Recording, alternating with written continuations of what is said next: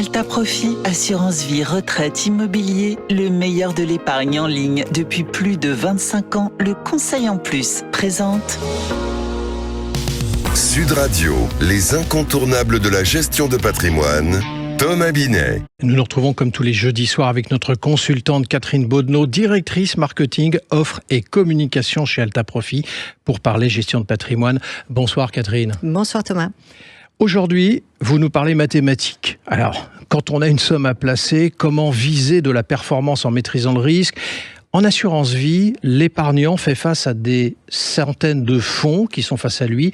Comment peut-il choisir, Catherine ? C'est un vrai sujet, parce que beaucoup d'épargnants pensent bien investir, mais en réalité, tout le monde fait un peu les mêmes erreurs. Et souvent, on va faire le non-choix.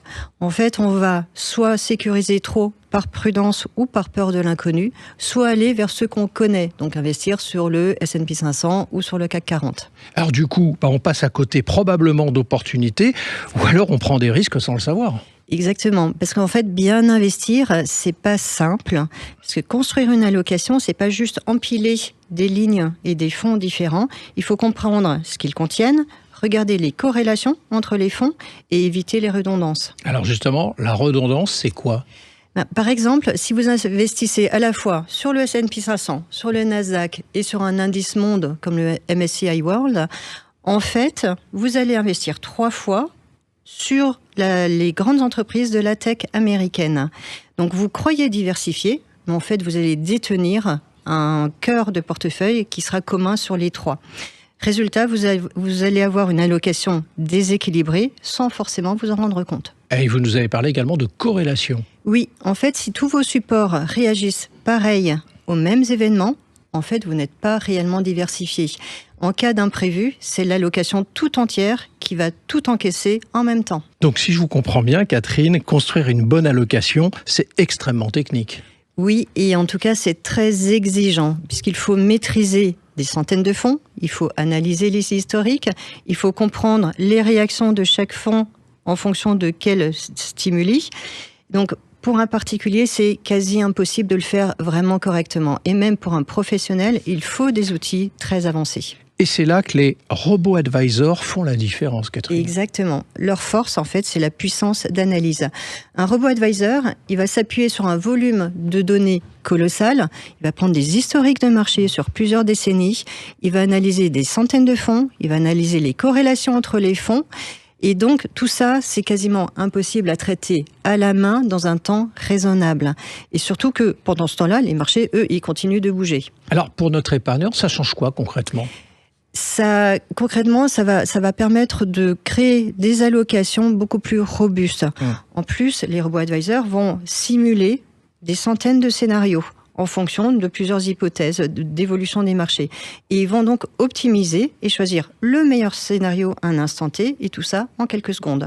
Et si je comprends bien, en lisant à travers les lignes que vous nous proposez, ça permet d'éviter certains pièges.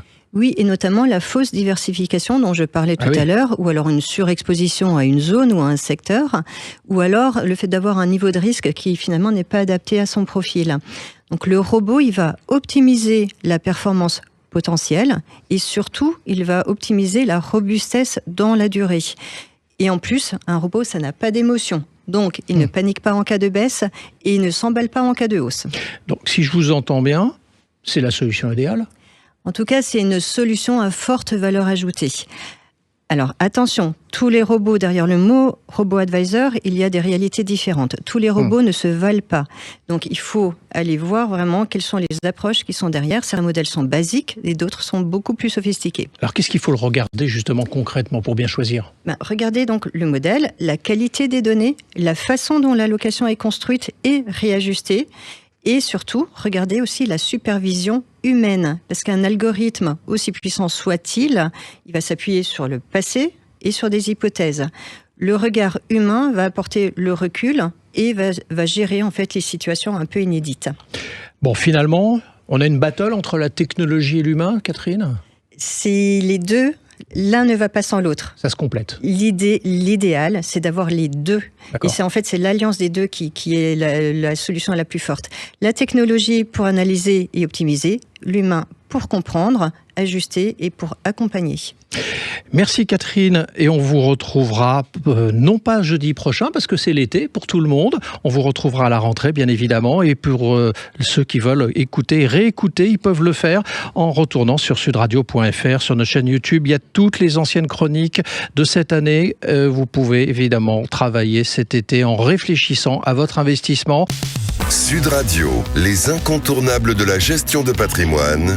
Thomas Binet. Avec Alta Profit, assurance vie, retraite, immobilier, le meilleur de l'épargne en ligne depuis plus de 25 ans, le conseil en plus.